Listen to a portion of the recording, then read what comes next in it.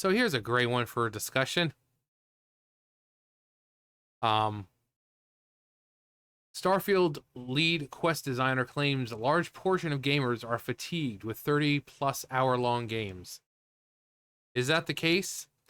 Or is it just that these games that have been almost 30 plus, more than 30 hours, up to almost 100 hours, they're just not good?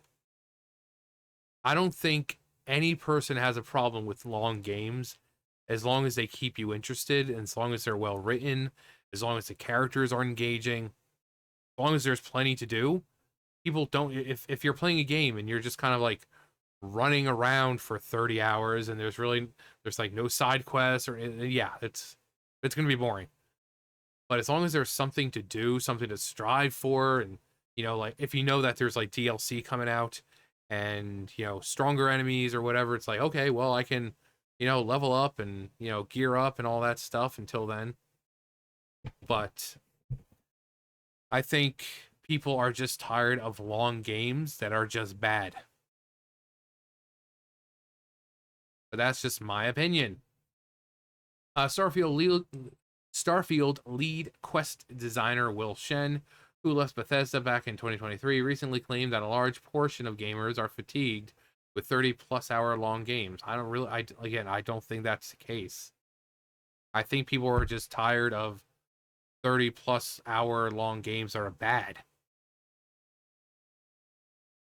Like, I remember watching people play like Dragon Age the Failguard and Unknown Nine Awakening and stuff like that, and them just wanting it to be over. Like, you'd watch them all week, and each one of their streams were like close to 10 hours, and they were just, I just want to beat this. I just want to get this done so I can uninstall it. So people are just tired of games that are that long and bad. In an interview with the Kiwi Talks YouTube channel, Shen stated, "Now we're reaching a point where people are fatigued, or a large section or a growing section of the audience is becoming fatigued and investing 30 plus 100 plus hours into a game because they already have that." He explained they already have the games that they will continually come back to, and adding another one to the that's if it's a good game.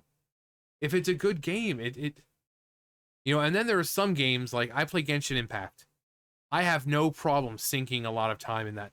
The world is so vast that even if you think you've explored 100% of the map, you go back and you really wait. Was that chest there before? Or wait a minute, was there always a path this way? Or I'm always discovering something new. And we're at 6 nations so far. 6 nations to explore. There's so much to look for between the Oculus type things, the Pyroculus or whatever for each nation, for each one of their respective elements. Between the treasure chests, there's so much to find. Hidden little things for like achievements. So you can easily sink in 100 plus hours when you're entertained. Are you not entertained? But when a game gives you a lot to do, again, I have no problem. Just like, even if there's most of the puzzles in the world are done, I just find myself, running around, completing side quests, finding things that I haven't found before. I mean, just last night I was doing some quests that I hadn't done. I found out that the only way to unlock, like, there was a domain, and I needed to go through this lengthy quest just to unlock it. So I sat there for like an hour or two just doing that.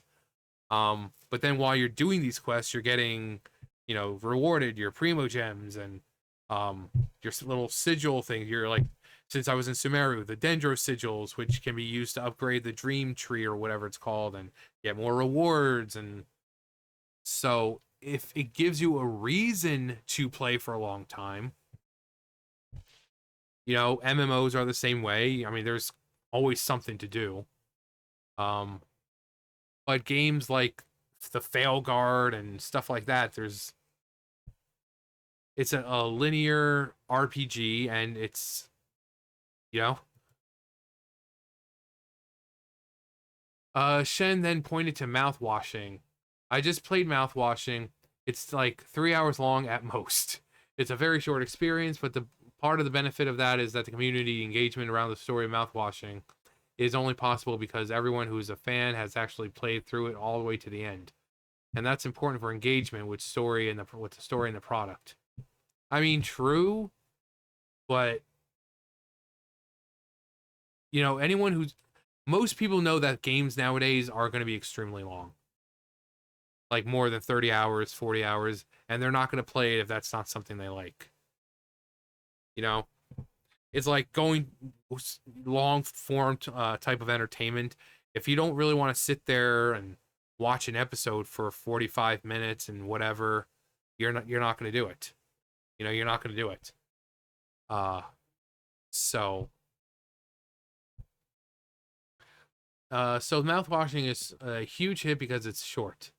There are other factors into that. The execution, iconic key art, all that kind of stuff. But the game doesn't succeed nearly as well if it weren't longer and had a bunch of side quests and miscellaneous content. The shortness is the point. Again, it also depends on what kind of game you're playing.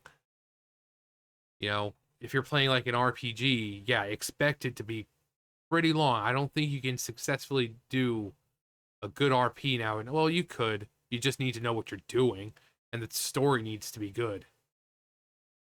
So you could have a good RPG in 3 hours, but we know that's not how people work nowadays. So, point at that level of engagement was so refreshing to see that from a developer who's done a lot of big games. It's like, oh, you can have a fan community conversation about a game that's that's much shorter because the shortness allows everyone to fully engage fully with the entirety of the product. Most games that are 10 plus hours long, most people don't finish, and I would say 75% of your players only play through the first 5 to 10 hours. Again, if it's good, they will put in the time. If the story is good, they have a reason to continue. But if it's a slog fest of just terrible writing, no one's gonna want to stay because it's like I don't care about these characters. I don't care about what's happening. If the story is good, the characters are good, it's going to keep people invested. Simple as that. Between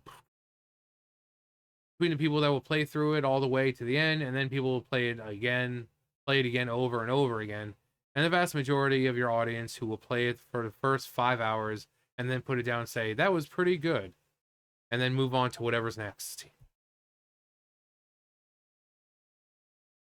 On top of claiming players already have the games they will generally go back to. Shen also noted the reasons he believes this fatigue has set in is due to success of games like Skyrim and Fallout. Part of what happened with the success was the success of games like Skyrim and Fallout 4. They're really big titles that you can pretty much play pretty much forever. There's still a lot of people that play Skyrim even after all these years, and the idea that these evergreen games that you could just sink thousands of plus hours into, that hit the industry. Before it was MMOs that were like that. World of Warcraft.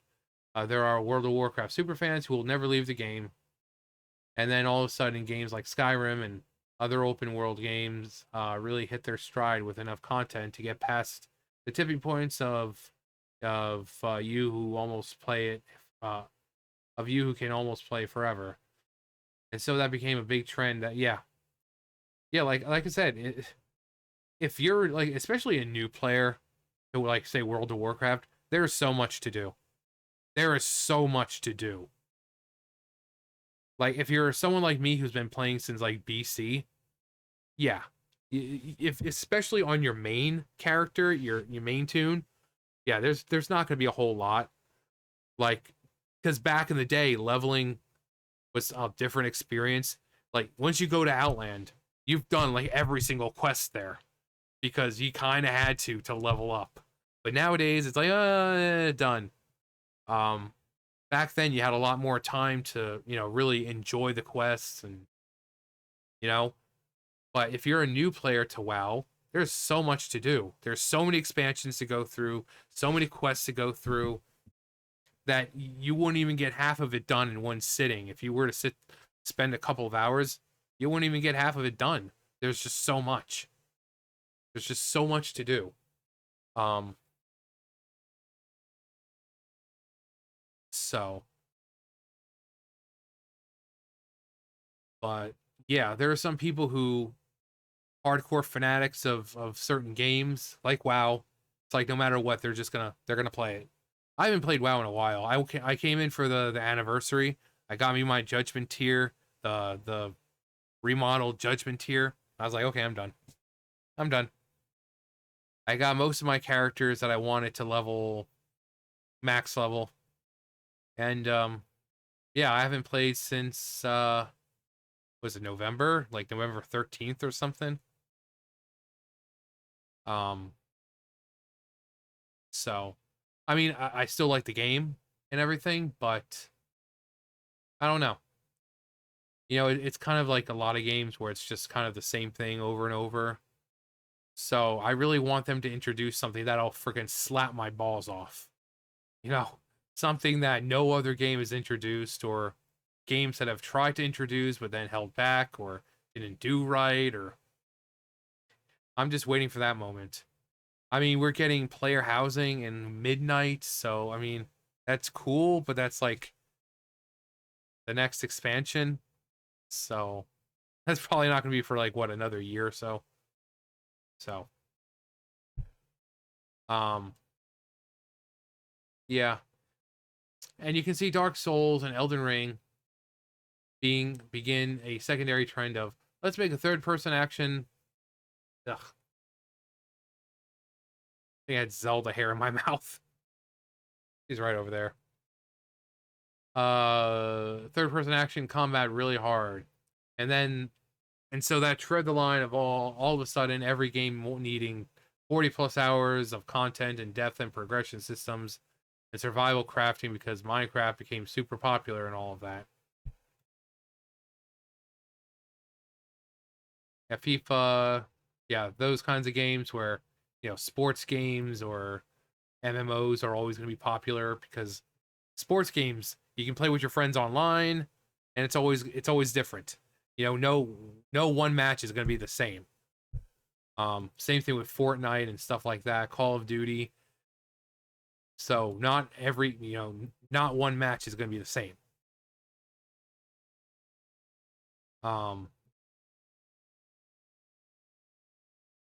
but yeah, I think it's just the writing. If the game gives you good writing, good characters, you'll be invested. If the game gives you crap writing, crap characters, you're not going to care about them and you're not going to have any reason to want to continue. You're just going to be like, okay, I'm done with the game.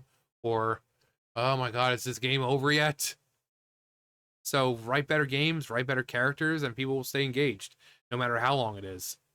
So give people plenty of replayable content. You know, that's another thing with the fail guard that it's like, oh, sorry, no DLC, no extra content. What you see is what you get. It's like, okay, well, great. Gives us more of a reason to not play it anymore. Um, so, but that's just my opinion. Like an asshole, everyone's got one.